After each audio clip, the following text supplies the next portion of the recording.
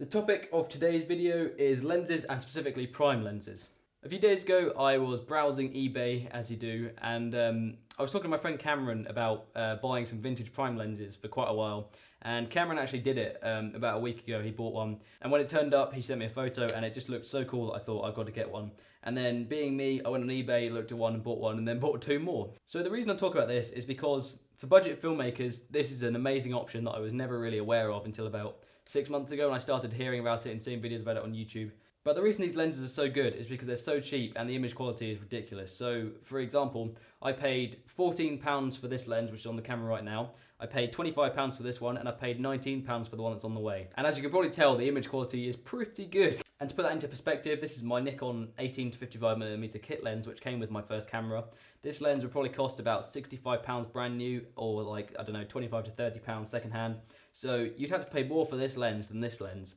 This lens isn't very good. I mean, it's not terrible, but I don't like it that much. It's quite cheaply built, it's all plastic, the optics aren't very good, and it's just a kit lens, which is kind of like a very, very base model lens that Nikon pretty much give away with the camera. Prime lenses don't zoom, so this lens zooms in and out and you can change the focal length, whereas this one doesn't zoom in at all. So it's literally just got an aperture ring, which is when the iris in the lens, if you don't know, kind of opens and closes to let in more light. And it has a focus ring, obviously, to get things in focus. So what that means is that zoom lenses, because they can zoom in and out, normally, unless you pay about over £1,000 for a zoom lens, the aperture tends to be more closed than a prime lens because it zooms in and out. I don't really know why the reason for that is, but I think it's probably more expensive to manufacture a lens that stays at a very wide aperture even when you zoom all the way in. So for example, to get a Sony lens that's f2, which is quite a wide aperture, you would probably have to pay about £1,800. Whereas these prime lenses, even brand new, I mean, I paid £70 for my Nikon 50mm prime lens. So because they don't zoom, the aperture can open a lot wider. And what that means is a couple of things. First of all, it means that it lets a lot more light into the sensor, so prime lenses are very good for filming in the dark. And the second reason is that the more you open the aperture and the more light you let in, the shallower the depth of field gets. And again, if you don't know what that means, depth of field, you probably see it all the time, but you don't realise what it is. It's when something's really close to the camera and it's in focus and the background is out of focus. I'll show an example now.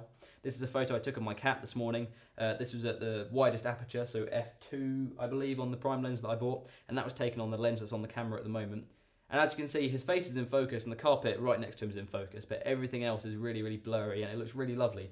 And that's one of the main advantages of prime lenses, is because the aperture opens a lot more. You get the shallower depth of field, which looks really, really cinematic. So the downside, there's bound to be one, and the problem is that these lenses are very, very old. So some of them were made 20, 30 years ago, and that's the reason why they're so high quality, is because they were built that long ago. They're all made of metal, so they last very long. The ones I bought, you can't even see a scratch on them. They're still in perfect condition. But the downside, because they're old, is that they don't actually fit a lot of modern cameras. So for example, the one that's on here at the moment, the 28mm, is by a camera company called Minolta, or a lens company.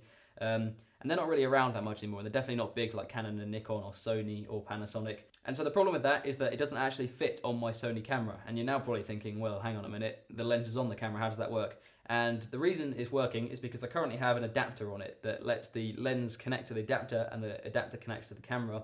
So it's kind of like a bridge between the two and makes them work seamlessly together. So I have an adapter on here because this is a Nikon lens and I attach it to my Sony camera. Obviously they're not the same company, so you have to buy an adapter like this. They're pretty cheap. I paid about £15 for this one, and they kind of range between, I've seen some on Amazon for about £8, I've seen some for about £30. That's pretty much the most you need to pay for them. You literally just pay for something that connects them together. There's no electronics or anything in them. Sweet and simple, is very, very good.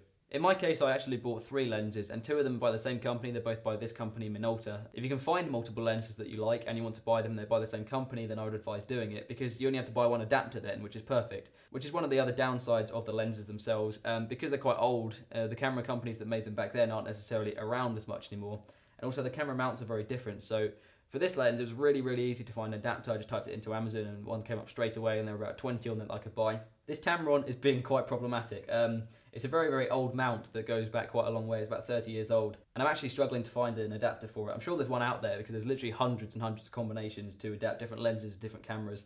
But it's taking a lot of Googling, so occasionally you might have to do a bit of searching to find the right adapter for the lens, but it's still worth it. And then the only other real downside to these lenses is you have to be a bit careful when you're buying them. Old lenses, although they're built very well, they tend to, sometimes get mold inside of them or fungus growing on the lens, and you really don't want that. If it says anything in the description about fungus or mold inside the lens or on the optics, don't buy it. When you put it on the camera and you look into the sun or something, there's light going into the camera, you'll see tiny specks appearing all over the screen where there's things on the lens. Even little, like tiny bits of dust will show up. It's not a massive problem, a lot of the lenses are in very good condition, but you just have to be a bit careful when you're searching for them, so make sure you read all the descriptions by the eBay sellers. So that kind of brings me back to the conclusion of this video. We've gone full circle. If you're a beginner filmmaker, or you're starting out, or you want to make films on a budget, these are perfect. I mean, you can't get a lens any cheaper than this, even if you tried. I actually work at a pub, so I have regular income plus the filmmaking. So I don't make films on quite such a tight budget, but I know that a lot of people that follow me on YouTube are always looking for the cheapest way to do stuff, because money's not always the easiest thing to come by, especially when you're younger, if you don't have a job.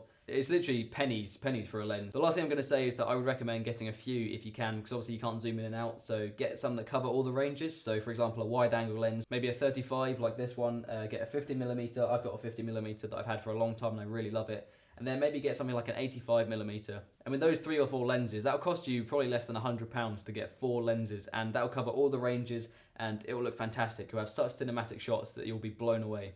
So yeah, there's literally no excuse for not getting them. Go out there, buy one, it's going to be great, you're going to love it. Hope you guys have enjoyed this video. It's a really, really useful tip. I wish I'd figured this out sooner. If you enjoyed, consider liking and subscribing, and I'll see you next time.